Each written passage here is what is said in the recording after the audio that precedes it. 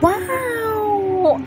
Anong sarap na re. At ngayong araw nga ni mga karatsada, ay mag-isa na naman ang inyong karatsada. Ay ano pa nga ni baga ang ating gagawin ngayon? Wala tayong naisip na ulam, ganun tayo ay. Kaila tayo mag-isa sa bahay, tamad tayong kumain. Baga na tamad tayong gumalaw, kumilos, ganon. Kaya for today's video mga karatsada, ito na lamang ang ating ulam for days lunch afternoon. Galuto pa lang nga ni ako mga karatsada ngayon ng ginisang sardinas na may choice. Ay galaw mong sarap nun. Nga ni baya.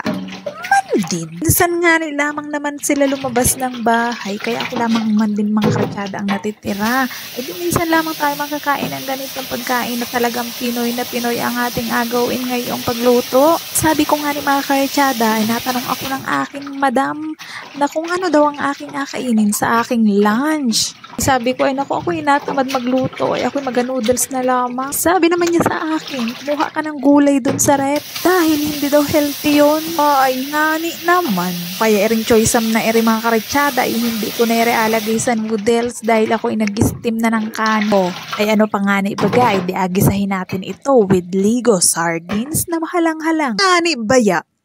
Din. At nahugasan na natin mga karatsada ang choysam na kapag balat na rin tayo ng sibuyas at bawang. Ayun naman mga karatsada ay pang madali ang gayat o ganito ang gawin nyo. Isang bungkos, sabay gayat o gayan laang man din tapos agad. Di man yung na isa-isa pa talaga ay gayon ako pag yung talagang normal na lutuan. Ay nako po, time consuming kumbaga.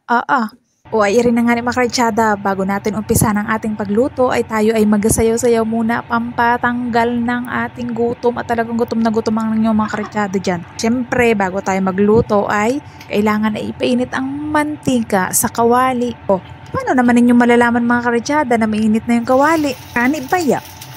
Din. Di siyempre ay atis tingin ninyo yung kamay ninyo doon kung mainit na, gayon. Ngani baya? Din. Ay hindi natin napatagalin at alam ko namang mainit na. Napasok pa nga ni ay.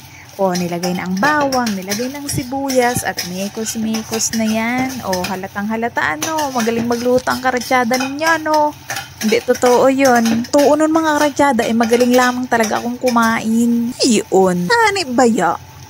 Din. Alam naman ninyo sa galawan ang pagmekos-mekos, hilong-hilo na ang sibuyas at bawang bago pa matuumpisahan. Para namang anong pagsasarap ng alutuin at anong pagkadami ng alutuin. Naman. Diba may papalakpak pa yan mga karatsada at ayan na nga ni binuhos na natin mga karatsada syempre ang Ligo sardine. Ligo yun. Ngani baya? Din. At iri talagang ayaw ko at inaiwasan ko mga karatsada yung pag ako'y magagisa ng mga ganito ay talagang nagatilamsik. Ayaw ko nung nagatilamsikan at ang hirap pakinangin ng kapaligiran. Kaya talaga naman mapapasayaw ka muna. Siyempre, pag magagisa ay talagang inalagyan ko kaagad yun ang kasunod na kaunting tubig mga karatsada. Parang nga hindi man siya magtalamsikan at yung mga oily baga dyan sa paligid ay nagatalamsikan talaga. Ay sus, pahirapan tayo ngayon yan. Ayan na nga ni mga karatsada ano pa baga. Siyempre, sinunod natin ang choice sa mekos-mekos at sama-sama na yan. Wala nang mga patumpik-tumpik pa. Gayon. Nga ni baya? Din. At hinalo-halo. Para syempre naman ay hindi ma-overcook yung iba at lahat ay pantay-pantay ang pagluto. Yun ang sekreto nun. Ngayon, alam mo na. Tandaan mo, bawal ang overcook. Ani baya? Din. At dito sa abroad, bawal na bawal yun. Tandaan mo yun. Ngani baya? Din.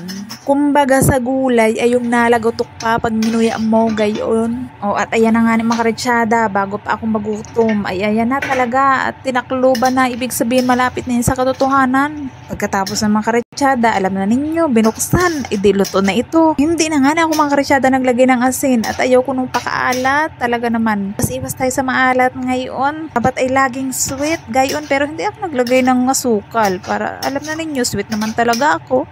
Ngani baya? Din. At goods na yan mga karatsada. Ihanda na ang kanin. Hindi pala. Ihanda na yung lalagyan, syempre. Mo yan alagay. Sa mga nagain na roti dyan na hindi nakakain ng sardinas. Ay hoy. Kising. Yan na. Pinaktak na mga karatsada. Tingnan naman ninyo, green na green pa yan ha. Leafy vegetables, green na green. Gayon. Hindi yan overcook, hindi yan lutak. Talagang yan ay crunchiness is overload. Gayon. Ngani baya? din. Oh, siya. Ay, syempre, alagyan natin mga karatsyada ng olive oil. Every luto natin ngayon ay may olive oil, may chestnut oil, walnut oil, at sari-saring oil. Mayo na naman, ibig sabihin mga karatsyada ay makain na. Salamat! Follow for more mga karatsyada. Ani baya? Man din.